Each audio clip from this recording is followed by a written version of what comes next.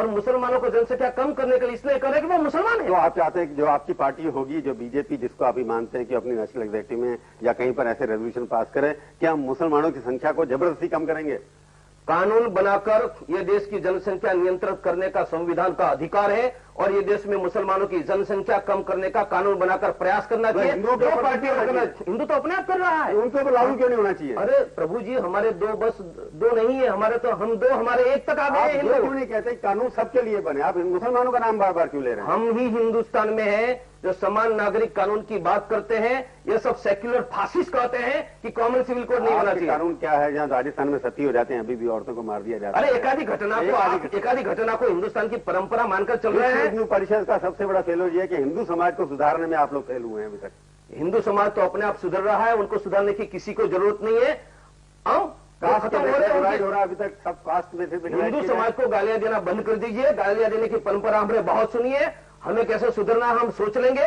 कम से कम हिंदू समाज को बचाने की चिंता। हिंदू समाज टॉलरेंट ज्यादा है क्योंकि आप जैसे नेता जो हैं, आपका नाम अगर तोड़फोड़िया रख दिया जाए तो बुरा होगा क्या? हिंदू धर्म की रक्षा के लिए तोड़फोड़िया, हिंदू धर्म की रक्षा के लिए मुझे जो करना वह करो। मैं हिंदू धर्म की रक्षा करने वाला धर्म योद्धा हूं, इसलिए आप जैसे सेक्युलर फासिस्ट मुझे क्या उपाधि देता है उनसे मुझे कोई फर्क नहीं पड़ता। शांति हो रही है, उत्तर प्रदेश में शांति है, आंध्र प्रदेश शांति है, सब जगह शांति है। सिर्फ आप अगर भड़काते रहेंगे तो शांति नहीं रहेगी। प्रभु जी, भड़काने का काम तो मस्जिदों में और मदरसों में तो झगड़ा भड़का जाता है, उनको बंद करवाओ। मदरसे मस्जिद जो जिहाद सिखाते हैं, अगर वरना वर्ल्ड ट्रेड सेंटर की बात आज तक का टावर भी गिर जाएगा। आप अपनी पार्टी बनाएंगे कि नहीं अलग से, ये बताइए सच की बात। हिंदू समाज, सीधी बात कर रहा हूं, हिंदू समाज अपनी रक्षा के लिए हिंदू पार्टी ढूंढ लेगा।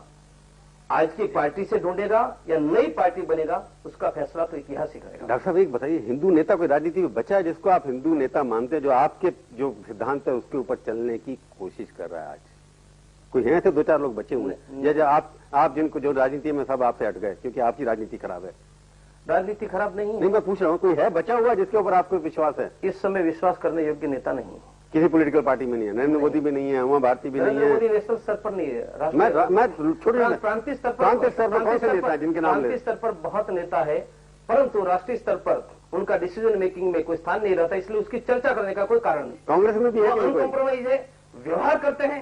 देखो कांग्रेस में भी व्यक्तिगत हिंदुत्ववादी लोग हैं, पर उसकी पॉलिसी सोनिया गांधी तय करेगी तो हिंदुत्ववादी क्या करेगा? सोनिया गांधी को जितनी आपने गाली दी उसके बावजूद उसने दिखा दिया कि वो आपसे ज्यादा राजनीति कर सकती है, उसकी क्रेडिबिलिटी आप लोगों से ज्यादा, सरकार वो बना सकती है, त्याग भी वो कर सकती है।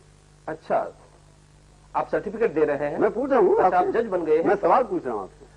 जो उत्तर प्रदेश में एक सीट नहीं बढ़ा पाए, उनकी क्रेडिबिलिटी बढ़ गई है, वो आपका सर्टिफिकेट है। सरकार में आप जैसे सीनियर पत्रकार के जजमेंट के बारे में मुझे संदेह खड़ा हो रहा है। जितनी बीजेपी को सीटें मिली उतनी उनको मिली, 9 सीटें उनको। उत्तर प्रदेश में उनकी एक सीट नहीं बढ़ी और आप कहते क्रेडिबिलिटी बढ़ गई। आपकी 59 से 10 आ गई, हमारी नहीं थी। वो भारतीय जनता पार्टी तो चुनाव लड़े ही नहीं है। जहाँ मंदिर बनाने का आपने आंदोलन शुरू किया, वहाँ की समाजवादी पार्टी ने आपको सत्यानाश कर दिया। आपकी पार्टी जब मंदिर तक कायम रहे तब सत्ता रही, मंदिर छोड़ा हिंदुओं ने छोड़ दिया। क्योंकि आपको अभी भी विश्वास नहीं कि जब हिंदुस्तान में, आप तो अंतर्राष्ट्रीय जनरल सेक्रेटरी है ना, लोग कहेंगे कि राष्ट्र में फेल हो गए तो आप बाकी आंदोलन कहाँ चलाएंगे हिंदू समाज के जरूर? ये राष्ट्र में फेल नहीं हुए हैं, हम सफल हुए हैं। नहीं, सफलता तो नजर आ रही है अभी।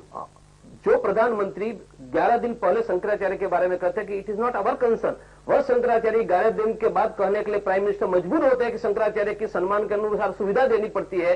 करुणानिधि कहते हैं कि पकड़ना का उचित है और 11 दिन के बाद कहते हैं कि पकड़ना गलत है। वही हमारी सिद्धि है। हिंदू राजनीति करुणानिधि से लेकर सीपीएम से लेकर भारत के प्राइम मिनिस्टर को हिंदू स्टैंड लेने के लिए मजबूर कर रहा है। भारत के प्राइम मिनिस्टर शुरू में कहा कि सेंटर उसमें इन्वॉल्व कहीं नहीं है। उन्होंने कहा था कि it is not our concern, exact sentence कर रहा हूं।